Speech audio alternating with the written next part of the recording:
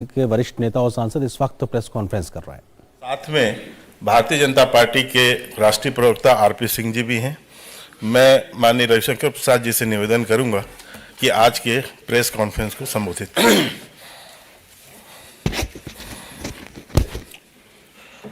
मित्रों नमस्ते। सबसे पहले आप सबों को नववर्ष की शुभकामनाएं, अभिनंदन। मित्रों, आज एक बहुत ही महत्वपूर्ण मामले में प्रेस से बात करने हम यहां उपस्थित हैं अपने दोनों मित्रों के साथ, आरपी सिंह और के शर्मा। आज सुप्रीम कोर्ट का एक बहुत ही महत्वपूर्ण फैसला आया है, जिसमें उन्होंने 2016 के नरेंद्र मोदी सरकार के ऐतिहासिक फैसले, जिसमें 500 और 1000 के नोट को डिसर्कुलेट किया गया था, डिमोनेटाइज किया गया था, उसकी वैधानिकता को चुनौती देने वाले सारे याचिकाओं को अस्वीकार कर दिया है।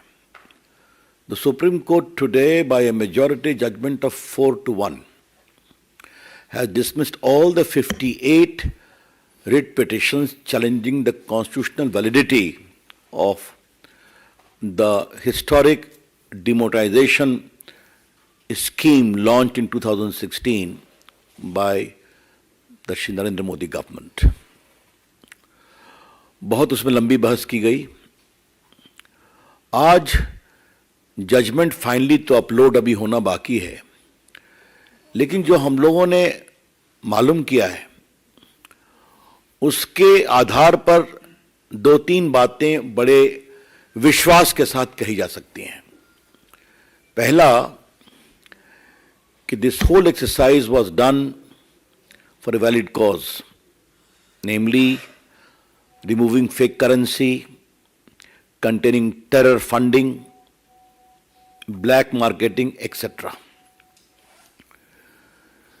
ये पूरी नीति टेरर फंडिंग, फेक करेंसी को रोकने के लिए और आपके money laundering etcetera, black marketing को रोकने के लिए की गई थी, और ये उद्देश्य सही है और गवर्नमेंट ये पॉलिसी डिसीजन ले सकती है, उसको लेने का अधिकार है। दूसरी बात जो कही गई थी कि आरबीआई से कोई कंसल्टेशन नहीं हुआ, बाकी नहीं हुआ, कोर्ट ने उसको भी रिजेक्ट किया और कहा कि आरबीआई से कंसल्टेशन हुआ था। स्वयं आरबीआई ने कोर्ट के सामने अपने वकील के द्वारा हुआ कि एक कंसल्टेशन हुआ था, और कोर्ट ने यह भी कहा कि reserve bank of India act के सेक्शन 26(2) में का भी कोई वायलेशन नहीं है। तो ये इन सम एंड सब्सटेंस, और आपको मालूम है कि कोर्ट ने पूरे डिसीजन मेकिंग प्रोसेस को भी देखने की इच्छा जाहिर की थी, तो सील्ड कवर में वो भी दिया गया था। इसका मतलब यह हुआ कि कोर्ट ने पूरे डिसीजन मेकिंग प्रोसेस को सही पाया। The honourable supreme court by a majority judgment found the entire decision making process to be fair and reasonable. दूसरी बात, कोर्ट ने कहा कि the government has got the right and discretion to undertake economic policy decisions, and those decisions have to be appreciated unless there is something arbitrariness in it. ये जो बात कही गई थी तो कोर्ट ने इसको भी स्वीकारा। एक माननीय न्यायमूर्ति जस्टिस नागरत्ना ने डिसेंटिंग जजमेंट दिया है, लेकिन आपको मैं बताना चाहूं उन्होंने भी क्या कहा है। The policy was well intentioned. I want to seriously emphasize upon that कि इस पॉलिसी की नीयत और नीति ठीक थी। It was well intentioned. उन्होंने कहा है कि 26(2) के अंतर्गत यह नहीं होना चाहिए, आवश्यकता हो तो कानून लाना चाहिए। उनके निर्णय का भी हम सम्मान करते हैं, लेकिन मेजॉरिटी जजमेंट कॉन्स्टिट्यूशन बेंच के 5-1 का मैंने आपको विस्तार से बता दिया।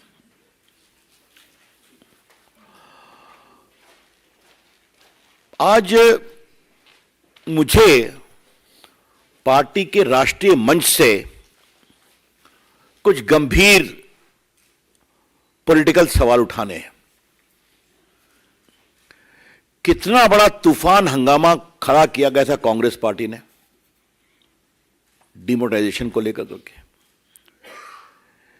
यह सिर्फ यही नहीं हुआ था, राहुल गांधी विदेश में भी जाते थे तो इसी के बारे में बोलते थे, आपको मालूम है। और दूसरी बात क्या है कि जिस तरीके से शब्दों का प्रयोग किया गया, बाकी किया गया, वो बहुत ही दुर्भाग्यपूर्ण है। एक बात हम बार बार कहते थे और बड़े गर्व से कहते थे कि डिमोनेटाइजेशन का उद्देश्य गरीब कल्याण भी है। The BJP was very firm in espousing the great commitment of Shri Narendra Modi ji that this is designed to subserve the interests of the poor, and secondly to bring in cleanliness in our economy, हमारे आर्थिक स्थिति में सफाई आए। आज मैं आपसे ये कहना चाहता हूं कि जिस तरीके से ट्रांसपेरेंसी आई है, और आज इस विषय को उठाने का दिन है, इस विषय को आज उठाने का दिन है, और मैं आपसे दो तीन बातें खाली आपकी जानकारी के लिए कहना चाहता हूं। डिजिटल पेमेंट में कितनी बड़ी गति आई है।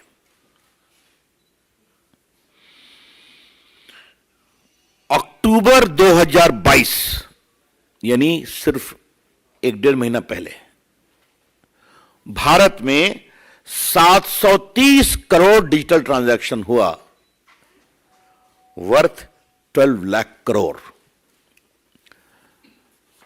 Just in October India recorded a great bumper harvest of digital transactions worth 730 crores amounting to 12 lakh crore transaction, rupees transaction। इसका मतलब समझा जाता है क्या? आज भारत डिजिटल पेमेंट में दुनिया का एक नेता बना है। भारत का जो पूरा फिनटेक मूवमेंट है, यूपीआई, ये सब आप देखते हैं ना। आज भारत में कितने डिजिटल पेमेंट एप्स आ गए हैं, ये आपने देखा है ना। आज भारत का गरीब आदमी भी डिजिटल पेमेंट करता है, ऑटो वाला भी डिजिटल पेमेंट एक्सेप्ट करता है। तो ये कैसे हुआ? ये हुआ नोटबंदी के बाद, जो डिजिटाइजेशन ऑफ डिजिटल इंडिया में कंट्री को आगे बढ़ाया गया, ये उसका कारण है। अब मैं आपसे एक बात और कहना चाहता हूं कि 16-17 में लगाया गया था। मैं आपको कुछ 3-4 एग्जाम्पल दूंगा, ज्यादा नहीं दूंगा। 17-18 में, एक साल बाद, देश का टैक्स कलेक्शंस 18% हायर हो गया। It was 10.3 lakh crore the very next year. अब तो और बढ़ा है। आपको जानकर खुशी होगी कि आज देश में टैक्स, इनकम टैक्स देने वालों में करोड़ों की संख्या बढ़ी है। ये चर्चा बार बार सदन में हुई है, इसलिए मैं उस पर आपको ज्यादा नहीं बोलूंगा। लेकिन जरा मुझे आप ये बताइए कि नोटबंदी के बाद 2,38,000 फर्जी शेल कंपनियां पकड़ी गई कि नहीं पकड़ी गई? 2,38,000। We would like to emphatically emphasize that 2,38,000 shell companies were caught, transaction stopped after Notbandi became a reality. आपको मालूम है बेनामी संपत्तियों का जो जब्ती हुई है, आपने देखा होगा, वो मुझे बताने की जरूरत नहीं। मनी लॉन्ड्रिंग में क्या हो रहा है या मुझे बताने की जरूरत नहीं है। और the most important point I would like to highlight, the informal sector's involvement in the economy has got reduced from 52% to 20%. I repeat, the informal sector component in the economy of India got reduced from 52% to nearly 20%. बाकी आपने कई बातें देखी हैं, मुझे बताने की जरूरत नहीं है. Terrorism, fake currency. क्या पाठक, वो हुर्रियत का दफ्तर बंद हो गया ना श्रीनगर में? बंद हो गया कि नहीं? पत्थरबाजी खत्म हो गई. पत्थरबाजी ये आपके सामने है. पीएफआई के खातों को बंद करना, एक्शन लेना. तो टेररिज्म की रीढ़ को तोड़ने में नोटबंदी ने बहुत बड़ा काम किया है.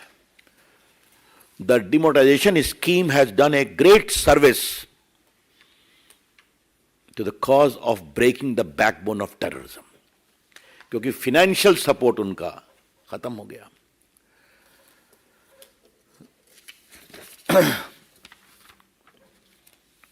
और इसीलिए, if I can put it in a very frank term, demonetization policy is the biggest blow to terrorism.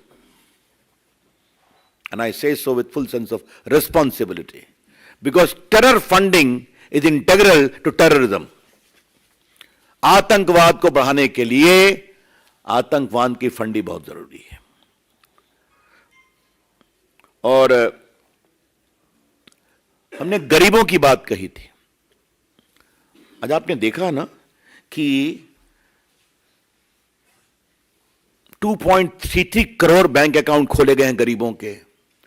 Direct benefit transfer में कितना, जनधन अकाउंट में कितना फायदा हुआ, ये सब आपको जानते हैं. मुझे आज इसको विस्तार से बताने की जरूरत नहीं है. कभी होगा तो हम उसकी चर्चा करेंगे.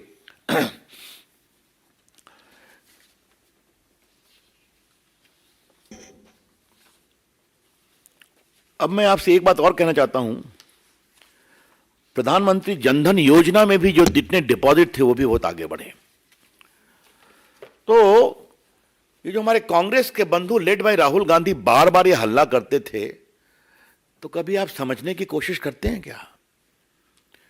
क्योंकि राहुल गांधी जी के बारे में मैं एक बात कहूंगा, वो समझते हैं तभी जब कोर्ट का फैसला होता है, उसके पहले वो नहीं समझते.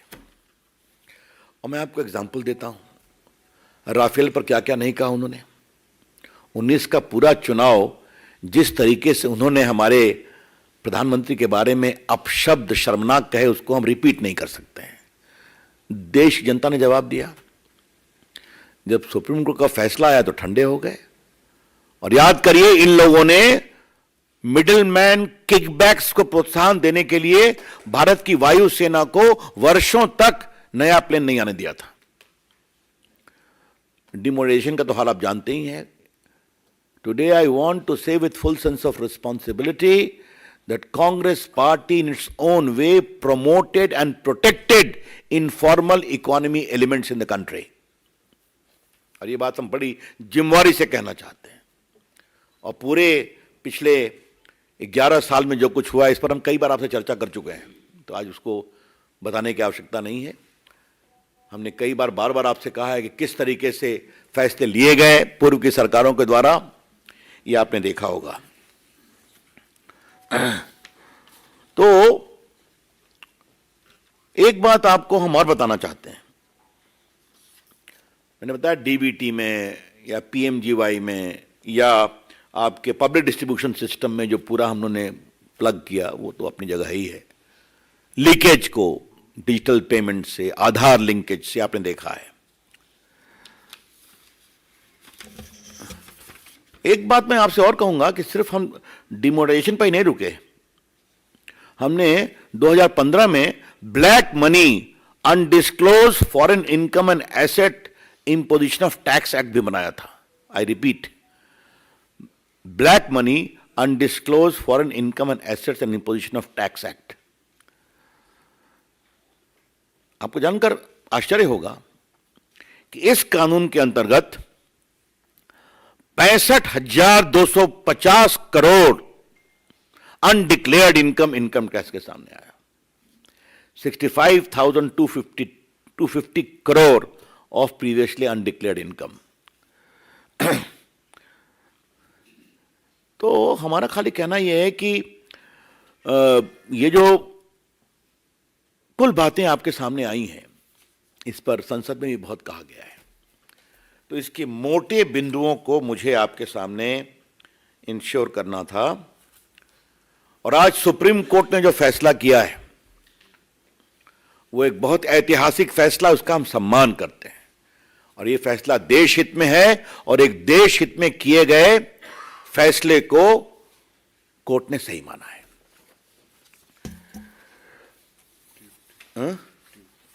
हाँ, मैं आ रहा हूं। मित्रों, राहुल गांधी जी से एक सवाल।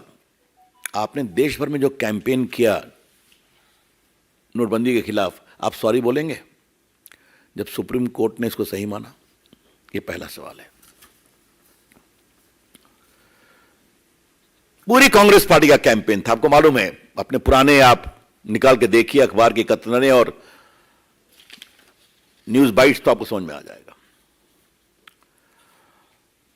कुछ सवाल उनके नेता और इस मामले के वकील चिदम्बरम साहब के बारे में भी करना है।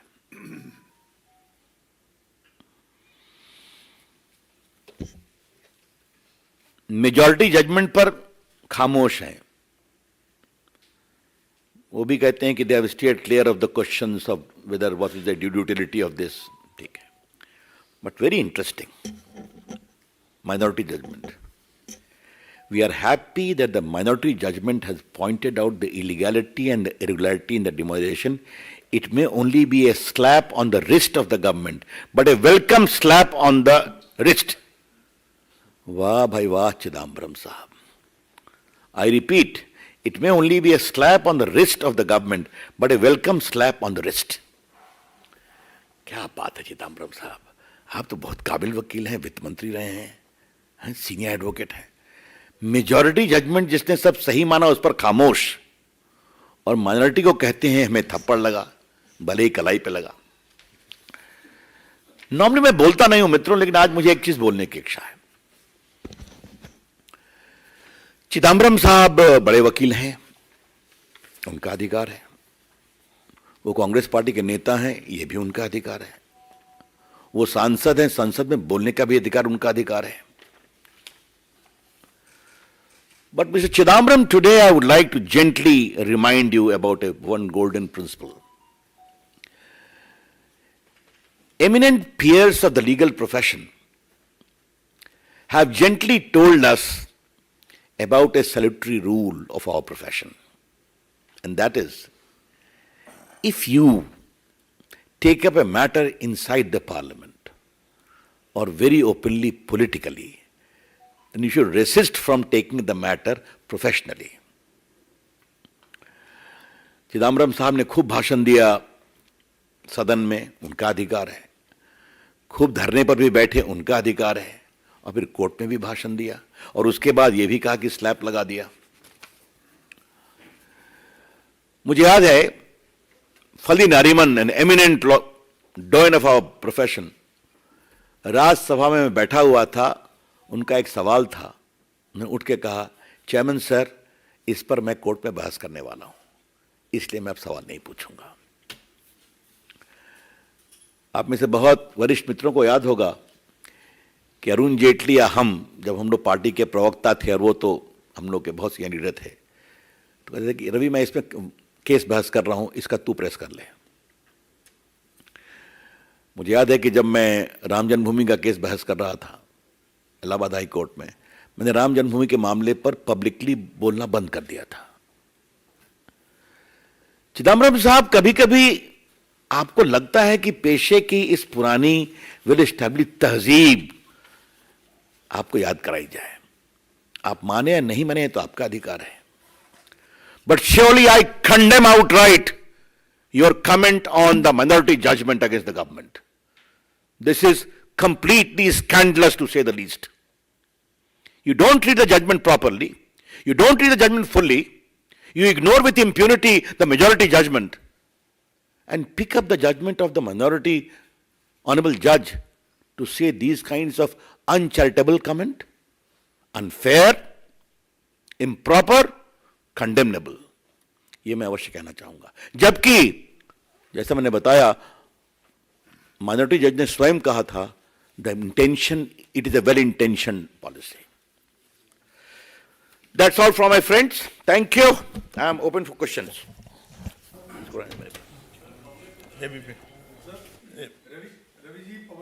पहले उन्होंने कहा,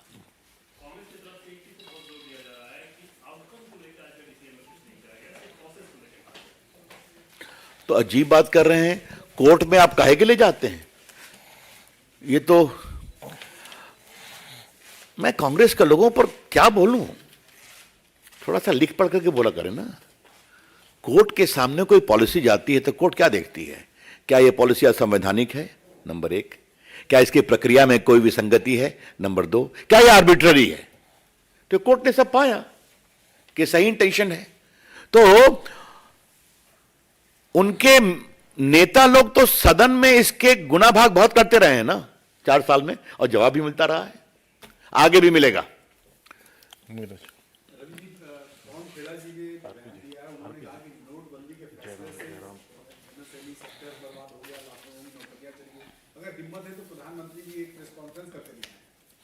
देखिए, ऐसा है, मैं आपसे एक ही बात कहना चाहूंगा कि इस तरह की टिप्पणियां उनकी होती रहती हैं। हमने इसके कंक्रीट फायदे आपको दिखा दिया, कैसे इससे टेररिज्म की फंडिंग, फेक करेंसी, आपके फिक्टिशियस फेक कंपनीज, इसका नियंत्रण हुआ। मैंने बताया कि कैसे इकोनॉमी फॉर्मलाइज हुई, आज भारत में स्टार्टअप मूवमेंट बढ़ा, डिजिटल पेमेंट बढ़ा। अब इसको नहीं देखते हैं तो छोड़ दीजिए, एमएसएमई के लिए हम लोग बहुत कुछ कर चुके हैं, और पूरा जो कोरोना काल है आपने देखा होगा, उसमें डिजिटल पेमेंट ने क्या काम किया। वैसे आज मैं उनको एक चीज़ दिखाना चाहूँगा। आज के अखबार में एक बहुत बड़ी खबर छपी है, पता नहीं वो देखते हैं कि नहीं, तो आपने पूछा तो मैंने कहा दिखाई दूं। ये आज का अखबार है, मैं आपके सामने अखबार का नाम ले रहा हूं, इकोनॉमिक टाइम्स। ये जो एप्पल कंपनी की फैक्ट्रियां लगी हैं सप्लायर्स, 50,000 लोगों को नौकरी मिली है। देश के मोबाइल मैन्युफैक्चरिंग को करने में मेरी कुछ भूमिका रही है 274। तो आज तो कई जगह हो रहे हैं विषय, देखिए, चलिए छोड़िए उनको। यस संजय जी। रवि जी, मेरा एक सवाल है। बीजेपी के वरिष्ठ नेता हैं सुशील कुमार मोदी, पार्लियामेंट में उन्होंने सवाल खड़ा किया था कि 2000 रुपए का जो नोट है वो बंद करना चाहिए, क्योंकि नोटबंदी का जो मकसद था उसको ये 2000 का नोट। मैं यहां पर पार्टी का विचार आज के निर्णय पर देने के लिए बैठा हूं। मित्रवर सुशील मोदी ने एक सांसद के रूप में जो टिप्पणी की है उस पर मुझे टिप्पणी नहीं करना है। एक सैलस,